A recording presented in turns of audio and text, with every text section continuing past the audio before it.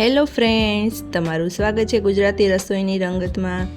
ગરમીમાં કંઈક ચટપટું ખાવાની ઈચ્છા થાય પણ સાથે ઠંડુ ઠંડુ પણ ખાવું હોય તો દહીંવડા ખાવાની મજા પડી જાય તેવા દહીંવડા ખાવા છે, ટેસ્ટી ખાવા છે, સાથે હેલ્થનું પણ ધ્યાન રાખવું છે, ખરું ને? તો આજે આપણે દહીંવડા એકદમ હેલ્ધી અને અલગ રીતે બનાવવાના છીએ। વડા એકદમ તળિયા વગરના બનાવવાના છે, તો ચાલો શરૂ કરીએ। હવે મેં અહીંયા એક બાઉલ લીધું છે, એમાં આપણે અડદની દાળ લેવાની છે। મેં અહીંયા અડધો કપ અડદની દાળ લીધી છે। જેટલી અડદની દાળ લીધી હોય એનાથી અડધી મગની મોગર દાળ લેવાની। મગની મોગર દાળ ઉમેરવાથી આપણા વડા એકદમ હેલ્ધી અને ટેસ્ટી બનશે। જો તમારે ખાલી અડદની દાળ લેવી હોય તો પણ ચાલશે।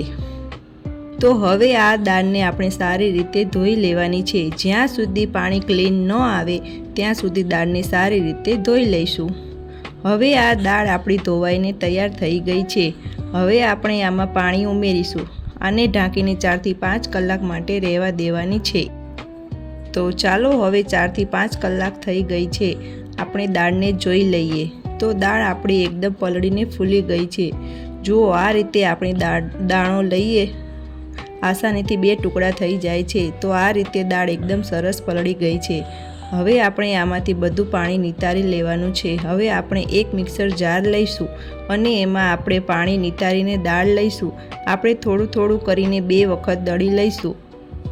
હવે આ મિક્સર જારમાં આપણે 2 તીખા લાલ મરચાં અને 1 ઇંચ જેટલો આદુનો ટુકડો ઉમેરીશું અને 2 ચમચી જેટલું પાણી ઉમેરી દાળને દળી લઈશું। જુઓ, એકદમ સરસ સ્મૂથ બેટર દળી લેવાનું છે। જુઓ, આ તૈયાર થઈ ગયું છે। હવે આપણે આને એક બાઉલમાં કાઢી લઈશું। આને આ જ રીતે આપણે બાકીની દાળ દળી લઈશું। જુઓ, આ દાળ પણ એકદમ સરસ સ્મૂથ દળાઈ ગઈ છે। હવે આ રીતે આપણે એક હેન્ડ વિસ્કર લઈશું અને આપણે બેટરને ખૂબ સારી રીતે ફેંટી લેવાનું છે। જેમ આપણે ફેંટીશું એમ હવાના કણ ભરાશે અને આપણું બેટર એકદમ સરસ સ્મૂથ બનશે અને આપણા વડા એકદમ સરસ ટેસ્ટી પણ બનશે। તો આને ખૂબ સારી રીતે ફેંટી લેવાનું। જો તમારી પાસે ઇલેક્ટ્રિક બીટર હોય તો એનાથી પણ ફેંટી શકો છો। આને આપણે 4 થી 5 મિનિટ માટે ફેંટી લઈશું। હવે આપણું બેટર એકદમ સરસ સ્મૂથ ફૂલી ગયું છે। એકદમ સરસ આપણે આને ફેંટી લીધું છે। હવે આને આપણે ચેક કેવી રીતે કરવું એ હું તમને બતાવી દઉં છું। હવે મેં અહીંયા એક કાચનો વાટકો લીધો છે અને એમાં પાણી ભર્યું છે। કાચનો વાટકો ટ્રાન્સપરન્ટ છે જેથી કરીને તમને સરખું દેખાય। હવે થોડુંક બેટર લઈને આપણે પાણીમાં ડ્રોપ પાડીશું। જુઓ, એકદમ પાણીમાં તરે છે, નીચે તળિયે બેસી નથી જતું અને જેવો આપણે ડ્રોપ પાડ્યો એવો જ આનો શેપ રહે છે। જો આપણું બેટર એકદમ પરફેક્ટ તૈયાર થઈ ગયું છે। જો તમે ડ્રોપ મૂકો અને પાણીમાં બેસી જાય તો હજી થોડીક વાર બેટરને ફેંટી લેવાનું। હવે સ્વાદ પ્રમાણે આમાં મીઠું ઉમેરી દઈશું। હવે આને સારી રીતે મિક્સ કરી લેવાનું છે। હવે આમાં હું 2 ચમચી જેટલો રવો ઉમેરું છું। રવો ઉમેરવાથી આપણા વડા એકદમ સરસ સોફ્ટ બનશે। આપણે આજે તેલમાં તળવાના નથી, એકદમ નવી રીતથી જ બનાવવાના છે, એટલે રવો ઉમેરવો જરૂરી છે। હવે આ બધું સારી રીતે મિક્સ કરી લઈશું। હવે આને આપણે 5 મિનિટ માટે રેસ્ટ આપવાનું છે। તો હવે આ બેટરને 4 થી 5 મિનિટ થઈ ગઈ છે। તો હવે આપણે આમાં ખાવાના સોડા ઉમેરીશું। તમને એવું લાગતું હશે કે વડામાં સોડા ઉમેરવાના? જી હા, આજે આપણે સોડા ઉમેરવાના છે, કારણ કે આજે આપણે વડાને તળવાના નથી, એટલે આપણા સોડા અથવા ઈનાની જરૂર પણ પડશે। હું અહીંયા અડધી ચમચી જેટલા ખાવાના સોડા ઉમેરું છું અને આને એક જ ડાયરેક્શનમાં સારી રીતે મિક્સ કરી લઈશું। હવે મેં અહીંયા પહેલેથી કડાઈમાં પાણી ગરમ થવા મૂકી દીધું હતું। પાણી આપણું ઉકળી ગયું છે। એમાં આ રીતે એક કાંઠલો મૂકી દઈશું અને આવી એક કાણાવાળી ડીશ મૂકી દઈશું।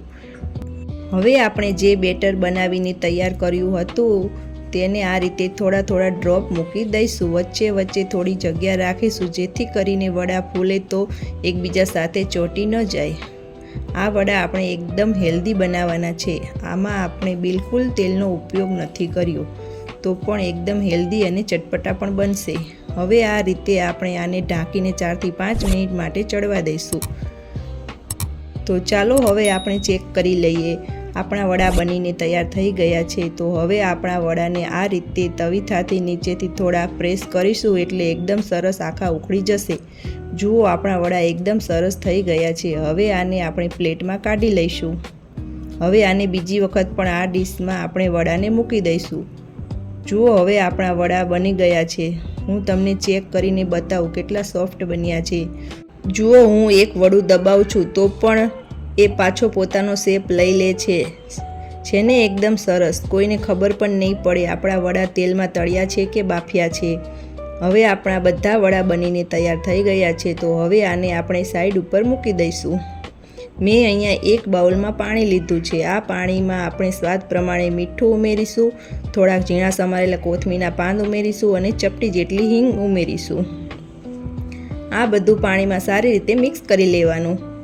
આ મીઠું, હિંગ અને કોથમીરવાળા પાણીમાં આપણે બધા વડા ઉમેરી દઈશું. આ વડાને આપણે તેલમાં તળ્યા નથી એટલે આને પલળતા બિલકુલ સમય નહીં લાગે. હવે આ વડાને આપણે ઢાંકીને 5 થી 7 મિનિટ માટે રહેવા દઈશું. ત્યાં સુધી આપણે મીઠું દહીં બનાવી લઈશું. હવે અહીંયા મેં 2 કપ જેટલું દહીં લીધું છે. દહીં વધારે ખાટું નથી લેવાનું. મેં અહીંયા ઘરનું બનાવેલું તાજું દહીં લીધું છે. આ દહીંને આપણે સારી રીતે ફેંટી લેવાનું છે. હવે હું અહીંયા દળેલી સાકર ઉમેરું છું. જો તમારે ખાંડ ઉમેરી હોય તો પણ ખાંડ પણ ઉમેરી શકો છો. પણ આજે આપણે વડા હેલ્ધી બનાવવાના છે તો હું અહીંયા દળેલી ખડી સાકર ઉમેરું છું. મેં અહીંયા 4 ચમચી જેટલી સાકર ઉમેરી છે. ગળપણ તમે તમારા ટેસ્ટ પ્રમાણે વધારે કે ઓછું કરી શકો છો. તમારું દહીં કેટલું ખાટું છે તે પ્રમાણે ગળપણ ઉમેરવાનું. હવે આ દહીંને એકદમ સારી રીતે ફેંટી લેવાનું છે અને એકદમ સ્મૂથ દહીં બનાવી લઈશું. હવે આપણું આ દહીં એકદમ સરસ ફેંટાઈ ગયું છે. જુઓ એકદમ સરસ સ્મૂથ થઈ ગયું છે. હવે આપણે જે વડા પાણીમાં પલાળ્યા હતા તે વડાને આપણે હળવા હાથે પ્રેસ કરીને પાણી નિતારી લઈશું અને આ રીતે આપણા બધા વડા બહાર કાઢી લઈશું. હવે આપણે દહીં વડાની ડીશ તૈયાર કરીશું. તો મેં અહીંયા એક ડીશ લીધી છે. એમાં આપણે વડા મૂકી દઈશું. ઉપરથી આપણે દહીં નાખીશું, જે આપણે મીઠું દહીં બનાવ્યું હતું તે. હવે મેં અહીંયા લીલી ચટણી ઉમેરી છે. કોથમીર મરચાંની લીલી ચટણી પહેલેથી જ બનાવીને રાખી હતી. એ પણ આપણે થોડી થોડી આમાં ઉમેરી દઈશું. હવે આમાં ખજૂર આંબલીની મીઠી ચટણી ઉમેરીશું. તમારે આ ચટણી બનાવતા શીખવું હોય તો મને કોમેન્ટમાં જરૂરથી જણાવજો. શેકેલા જીરાના પાવડર વિના તો આપણા દહીં વડા અધૂરા છે. તો આપણે ઉપરથી શેકેલા જીરાનો પાવડર સ્પ્રિંકલ કરી લઈશું. હવે ઉપરથી થોડુંક લાલ મરચું સ્પ્રિંકલ કરી લઈશું અને છેલ્લેથી ઉપર દાડમના દાણા ઉમેરીશું. તો તૈયાર છે ઠંડા ઠંડા અને ચટપટા આપણા દહીં વડા. એકદમ ટેસ્ટી અને હેલ્ધી. આમાં બિલકુલ તેલનો ઉપયોગ નથી કર્યો. આ દહીં વડા આપણે એકદમ ટેસ્ટી સાથે સાથે હેલ્ધી પણ બનાવ્યા છે. તમે પણ એકવાર મારી આ રીતથી જરૂર ટ્રાય કરજો. તમને મારી રેસીપી કેવી લાગી તે કમેન્ટમાં જરૂરથી જણાવજો. હજી સુધી મારી ચેનલને સબસ્ક્રાઈબ ના કરી હોય તો સબસ્ક્રાઈબ કરજો. બાજુમાં રહેલું બેલ આઇકન દબાવજો. તો ફરી મળીએ નવી રેસીપી સાથે. ત્યાં સુધી બાય બાય. જય શ્રી કૃષ્ણ. જય માતાજી.